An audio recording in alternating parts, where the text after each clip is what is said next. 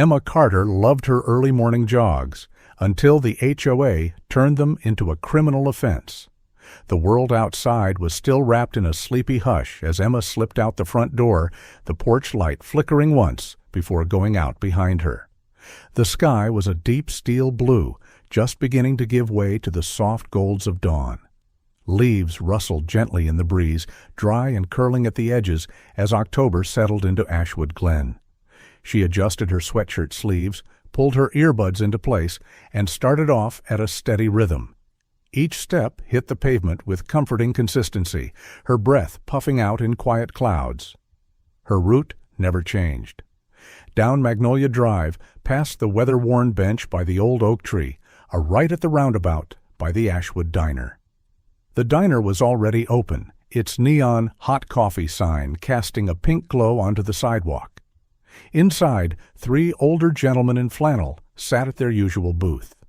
One of them, Mr. Willard, gave Emma a 2-finger wave through the window as he always did. She returned it with a nod and a quick smile. This was her piece, her one slice of freedom in a life otherwise dictated by college prep, AP classes, and constant expectations. Her father, Judge Carter, to the rest of the world, had always told her that structure built character. But mornings like these built something else entirely: stillness, independence, and the strength to keep going. She was 2 blocks into the run, nearing the HOA-maintained flower beds, when she heard the low hum of an engine. Not the typical delivery truck or early riser heading to work, this one slowed down behind her, hovering like an insect. Her stride faltered. She looked over her shoulder just as the red and blue lights flicked on, flashing against the dewy grass and white picket fences. Confused, she stopped and pulled her earbuds out. The cruiser inched closer before the loudspeaker barked, "Hands where I can see them!" Her breath caught. What? The door slammed open, and Officer Calloway stepped out. Mid-40s, with a gut that strained his belt and a permanent squint that made every glance feel accusatory. He didn't bother with a greeting. "You're trespassing. Keep your hands visible." Emma raised her arms halfway, baffled. "I live here, 2 blocks down. I jog here every morning." Residents filed complaints. "HOA has jurisdiction on these paths now. You're not authorized." That made her blink. Jurisdiction? This is a public road. Before she could say more, another figure emerged from behind the cruiser. Linda Pierce, HOA president. Her heels clicked with each step, her blazer too crisp for the hour. She didn't speak at first, just stood, arms crossed, lips curled into a satisfied smirk. Emma's stomach turned. "You're causing concern, young lady," Linda said sweetly, "and we take that seriously here." "I live here," Emma repeated, louder this time, trying to keep the panic from her voice. "You know I do." "There's always a first time for enforcement," Linda replied, her voice drenched in condescension. Calloway moved behind her before she had time to react. Cold metal snapped around her wrists. The cuffs pinched. "Are you serious?" she asked, the question breaking on her lips. Neither of them answered. The ride to the station blurred. Her pulse pounded in her ears, louder than the rumble of the cruiser. Every passing streetlight cast a warped reflection of her in the window, hands cuffed, hair tousled, face flushed with disbelief. The station was mostly empty. A receptionist glanced up but said nothing. Emma was led down a hallway, through a heavy metal door, and into a small cell. The door clanged shut behind her. She sat on the edge of the metal bench, arms wrapped tightly around herself. The air smelled of bleach and something bitter, like sweat baked into tile. The walls were a dull gray, flickering under the jittery overhead light. Her fingers fumbled at the hem of her sweatshirt, pulling at the threads. This wasn't supposed to happen. Not here, not in her neighborhood, not to her. She remembered what her dad once told her at the dinner table, casually, while reading some news about local overreach. People with too much power and too little wisdom are the most dangerous kind. It sounded distant then. Now it echoed like prophecy. She stood slowly and approached the phone bolted to the wall. Her hands trembled as she lifted the receiver. She dialed. The line rang once, twice, 3 times. Then it picked up. "Dad?" she whispered. His voice came through, low and even. "Who arrested you?" The moment Judge Carter entered the station, no one dared speak above a whisper. The door clicked shut behind him with the finality of a gavel. Every head in the Ashwood Glen Police Department lifted, then quickly dipped again. Conversations halted mid-sentence. A young officer froze at the copier, eyes wide over the edge of a steaming coffee mug. Even the humming fluorescent lights seemed dim in the presence of Jonathan Carter. He didn't walk fast. He didn't need to. His 6'3" frame, perfectly tailored charcoal suit, and measured stride carried more weight than any shouted command. The man had sent corrupt mayors and white-collar criminals to prison for life. He didn't announce himself. His presence did that for him. Calloway, who had been leaning against the front desk and scrolling through his phone, straightened so fast the chair behind him rolled backward. His mouth opened, then closed. "Judge Carter," he managed, voice thinner than he'd expected. Carter didn't blink. "Where is my daughter?" A pause. Somewhere behind the reception desk, a printer whirred quietly. Calloway cleared his throat. She's in holding, sir. We were just following—" Carter raised a hand. Not harshly, just enough to silence the man.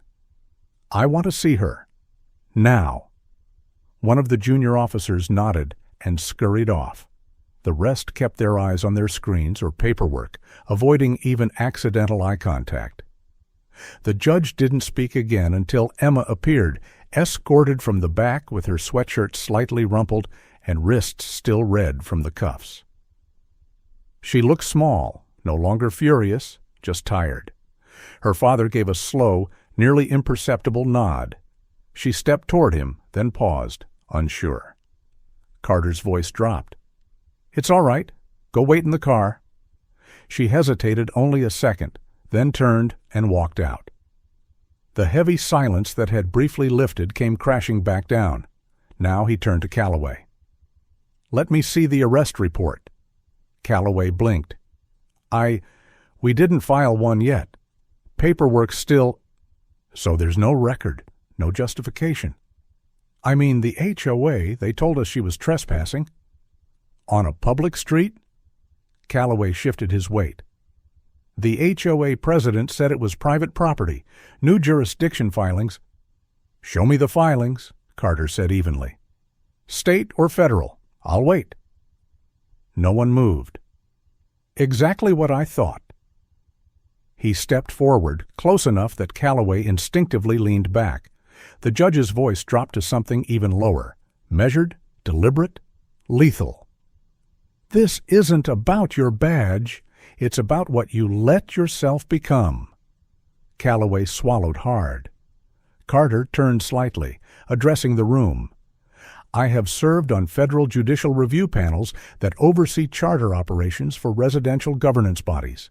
That includes HOAs. I am intimately familiar with the charter this HOA filed with the state of North Carolina, and I can assure you, nowhere in it does it grant them authority to detain or request the detention of residents without due process. Your department has just participated in the unlawful detainment of a minor." Based on a lie, he reached into his coat pocket and withdrew a folded document, crisp and marked with an embossed federal seal. He laid it on the front desk, one corner of it drifting slightly with the breeze from the overhead vent. "This is a formal notice of inquiry. As of this moment, Ashwood Glen Police Department's actions regarding this incident are under preliminary review. I recommend full cooperation." Calloway glanced toward his captain's office. The door was still closed. Carter straightened the cuffs of his shirt beneath his jacket sleeves, calm as a man adjusting his seat at dinner. "Release her now."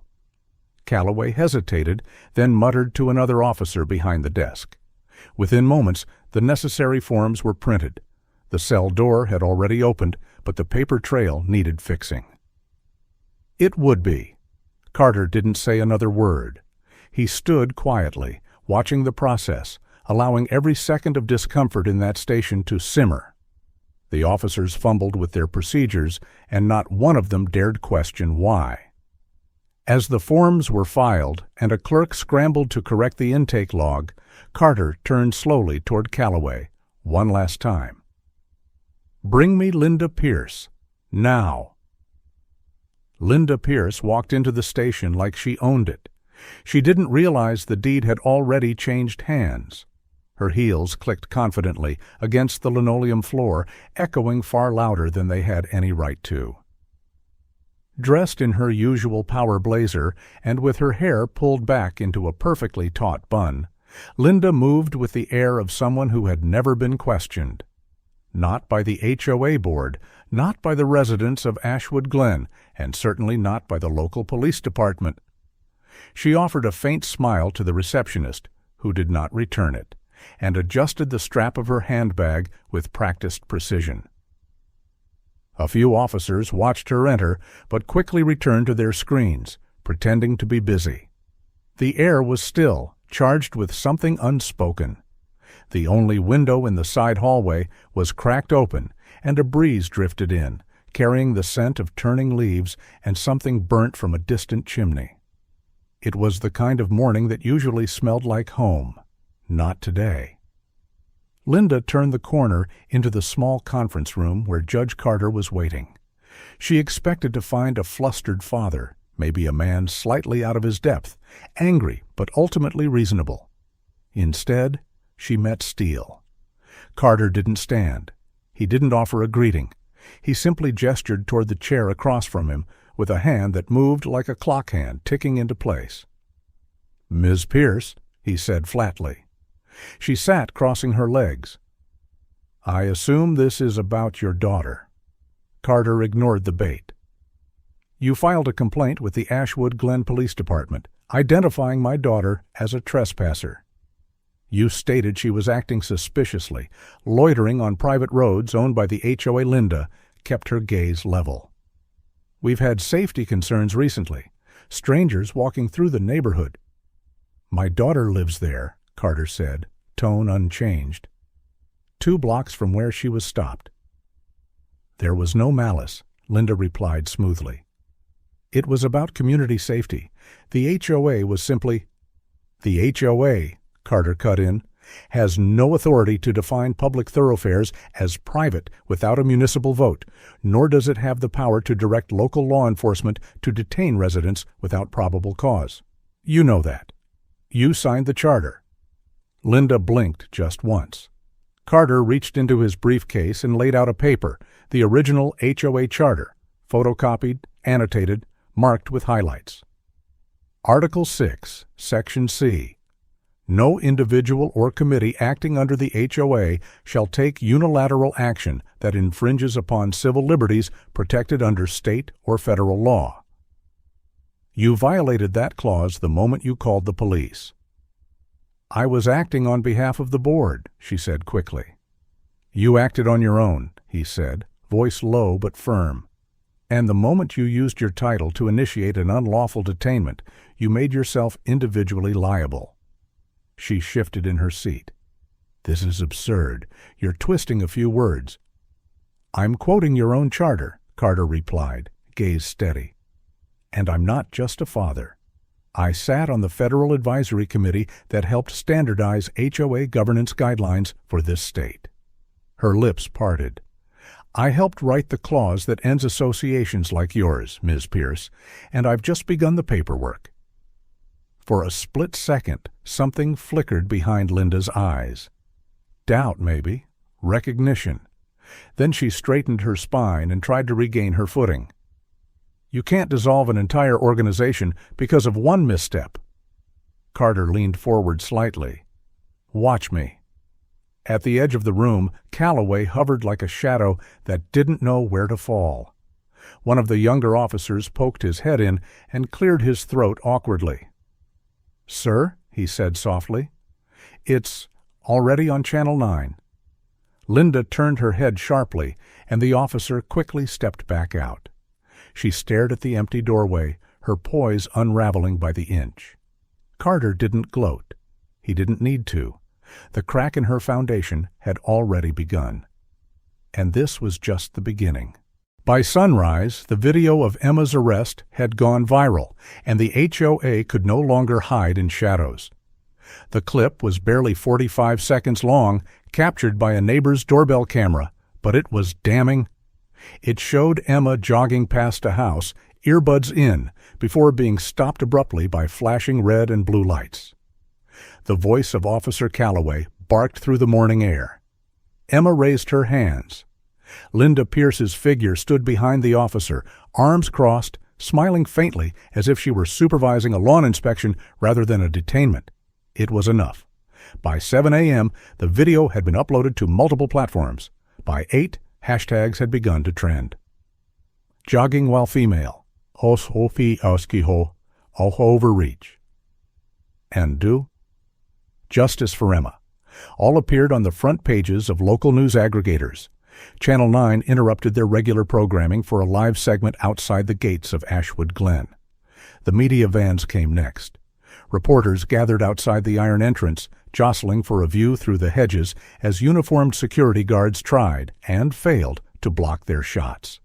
Meanwhile, residents, some still in pajamas and others clutching coffee mugs, gathered near the sidewalk, whispering behind sunglasses and scarves. Inside the Ashwood diner, the mood was thicker than the smell of bacon grease and burnt toast. Conversations, normally light and filled with updates on grandchildren or lawn fertilizer, had turned into quiet debates. At one corner booth, a silver-haired man named Mr. Lawton stirred his coffee slowly and then said, not for the first time, "Told him years ago Linda was pushing too far." Across the diner, a younger couple argued quietly about whether the HOA really had the authority they claimed. And by the window, a group of longtime residents stared at the television mounted above the counter, where a familiar face now filled the screen. Judge Carter.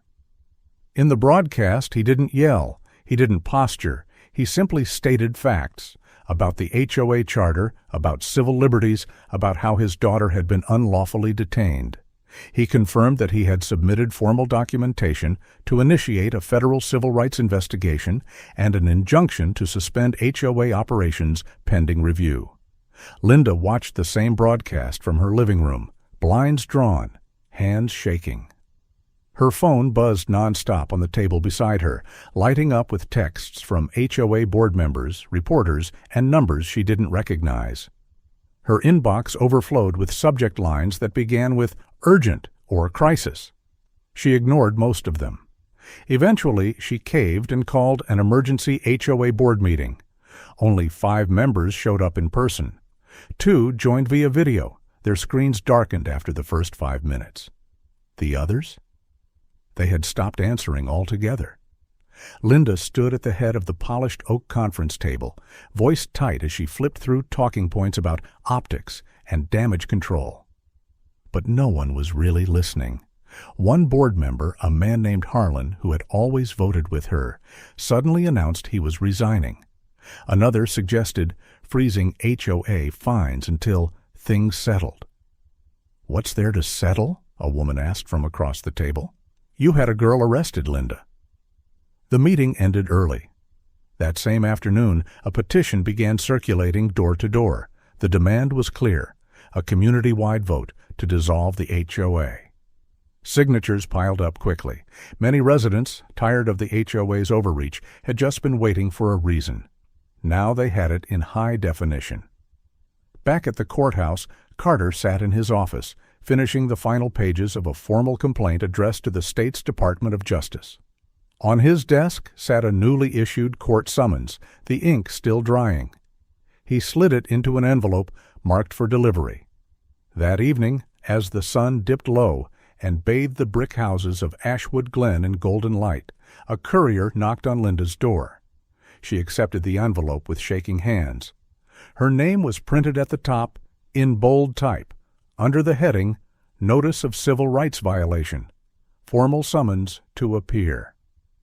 For a long while, she didn't move. The television in the corner was still running a rerun of the Channel 9 segment. Her own voice, recorded from a town hall meeting months ago, was playing in a loop. With one call, I can remove anyone I don't like from this neighborhood. Outside, in the parking lot of the Ashwood Diner, Mr. Lawton stood up and tapped the rim of his coffee mug with a spoon. The quiet conversations fell still. He cleared his throat. "I've lived here 28 years, and I've seen this HOA turn from a helpful bunch into something I barely recognize. Last year, they fined me $500 for having a porch swing." "A porch swing?" He paused. "I paid it, but I hated it, and now I see I wasn't alone." People nodded, some clapped, others sat still, watching. Later that night, Carter returned home and found Emma sitting at the kitchen table, scrolling through the news on her phone. Her face was unreadable. He poured himself some tea and sat down across from her. "This isn't about you anymore. It's about everyone they ever silenced." Before Linda entered the courthouse, she had already lost in the eyes of the public. The courthouse steps were flanked by reporters, their cameras raised like drawn weapons, flashes firing with every step she took. Her blazer, once a symbol of control and authority, looked stiff and out of place beneath the heavy stares of the crowd. Beside her, her attorney walked briskly, head down, guiding her through the gauntlet of microphones and whispered judgments. The murmurs were not kind. Inside, the courtroom was full to the point of overflowing. Every row of pew-style seating was packed, residents of Ashwood Glen filling the benches, whispering behind hands, some glancing up from folded copies of the day's headlines. A makeshift media station had been set up in the back, cameras rolling for live broadcast. The hum of anticipation was broken only by the shuffle of papers and the occasional cough. Linda sat at the defendant's table, trying to maintain posture, though her eyes betrayed the fatigue and strain beneath. Across from her, Judge Carter took his place, not behind the bench, but alongside the federal prosecutor, serving as a key witness and legal advisor for the case. He adjusted his glasses, calm as always, the weight of his presence matched only by the gravity of the proceedings. When the session began, the federal prosecutor laid out the charges with clinical precision: violation of civil liberties, abuse of position within a homeowners association, and targeted misuse of public resources under false claims of jurisdiction. Carter was called to testify first. He walked to the front without hesitation.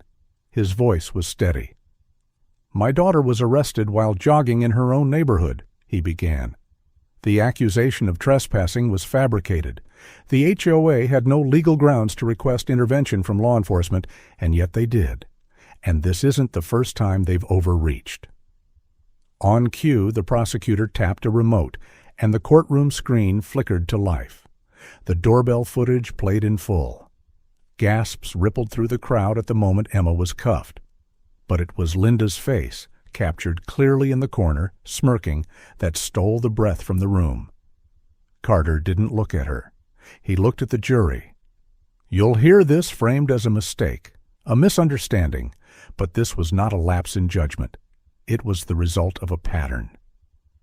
The next witness was Mr. Lawton, the elderly man from the diner. He moved slowly to the stand, gripping the wooden rail for support. "Last year," he said, "they fined me $500 for growing vegetables in my backyard. Called it an eyesore. I'd been growing tomatoes in that spot for 15 years. No complaints until the new board took over. They didn't like that my shed was painted red. Said it violated the aesthetic." A few jurors nodded. Some residents in the crowd exchanged glances. Linda's attorney rose, finally speaking. She tried to reframe the incident as a community safety measure, citing increased reports of suspicious activity and a desire to protect residents. But her words fell flat. Carter, still seated, leaned forward. "Is that why Ms. Pierce laughed during the arrest of a teenager?" The attorney tried to redirect, but the damage was done. When the prosecutor produced the HOA charter and walked the jury through 3 separate articles, Linda had violated, including the clause forbidding unilateral police involvement, her defense unraveled entirely. The judge overseeing the case, a woman with silver hair and a stern jaw, called for a brief recess. When court resumed, the ruling was swift.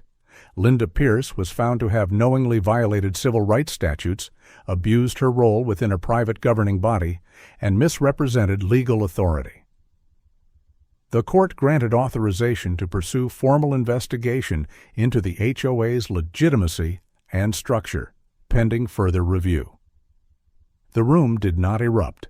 It simply breathed again. As Linda was led out by her attorney, her eyes darted toward Carter, but he didn't look back.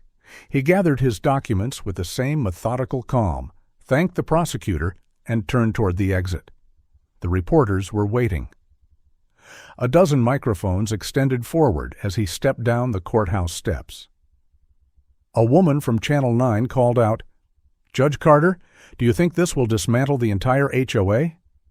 He paused, adjusted his cuff, and said without hesitation, "I don't think." "I know." 1 week later, Ashwood Glen looked nothing like it used to, and Emma could finally run free. The sky was brushed with early morning lavender, the kind that arrived quietly and lingered like a secret between the sun and the trees. Emma laced her running shoes on the porch, feeling the soft October chill settle into her lungs. For the first time in weeks, she wasn't glancing over her shoulder or scanning for flashing lights. She just tied her final loop, stood, and jogged out onto the open street. No gates, no patrol cars, no silent sentries pretending to keep peace. Just the quiet rhythm of her breath and the gentle sound of sneakers tapping along pavement that felt, for the first time, truly hers. The vote had come in 3 days ago, hand-delivered ballots, paper slips counted in front of the community at the town hall, no proxies, no lawyers, just neighbors and voices. The result was overwhelming. 87% had chosen to dissolve the HOA, not reform, not restructure, dissolve. The sign that once read Ashwood Glen Residential Association, Order Brings Beauty, had been removed the same afternoon. Now only the brick pillars remained, with faint discoloration where the metal letters used to hang. A few kids from the neighborhood had already started treating the empty lawn in front of the former HOA office as their unofficial skate park. Emma passed them as she ran. One of them, a boy she vaguely recognized from school, gave her a small salute with his board. She returned a wave and kept moving. The sidewalks, once sterile and uniform, had started to show personality again. Pumpkins sat proudly on porches, some carved, some painted wild colors. Flags fluttered for no particular reason. One neighbor had hung string lights early, the soft amber bulbs glinting in the last bits of morning dew. As she rounded the corner past the old council building, Emma slowed. The front doors were still locked, but someone had peeled off the tint from the windows. Inside, the once meticulous office sat stripped and quiet. Boxes, loose paper, and a forgotten whiteboard still bore the words, "Monthly Compliance Summary." Emma stopped and looked through the glass. There had been a time, just days ago, when the thought of this place made her stomach twist. But now she just saw an empty room. She jogged on. At the Ashwood Diner, the tables were full. The same old men who used to nod from their corner booth now waved her in as she passed. She caught fragments of conversation drifting through the open windows. "Thinking we should keep a community group going, just neighbor-led," someone said. "No titles, no power trips. Just people looking out for each other." Carter was sitting at a corner table, his coffee cooling in front of him as he read the morning paper. He glanced up as she passed. Their eyes met for just a moment, and he gave a quiet, approving nod. Emma didn't stop. She didn't need to. Her route took her to the far end of the neighborhood, where the old HOA headquarters had once stood as a symbol of order and control. Now it stood empty, its walls bare, its doors locked, not by force, but by irrelevance. The lettering on the building had been removed, but faint outlines remained like the shadows of old mistakes. Emma paused in front of it. She let her hands rest on her hips, breathing steady, not from fear or adrenaline, but from the calm of completion. This was the place that had tried to define her. Now it defined nothing. She looked at it, eyes steady, and let the silence wrap around her like a warm blanket. A breeze tugged at her hoodie as she took one last look, then turned to go. And as she did, a small smile crept across her lips. I guess I finally belong. The silence that once followed Emma's footsteps had been replaced by the quiet murmur of neighbors greeting one another, fences once symbolic of control, now wrapped in lights and laughter. Ashwood Glen had shed its rigid rules and found something far more enduring, a community defined not by authority, but by care. In the end, justice didn't come with shouting, it came with steady steps, firm truths, and the strength of those who chose to stand. Like autumn leaves making room for spring, change had arrived gently, but completely. And in that morning light, a simple truth remained. No one should ever be punished for simply finding their way home.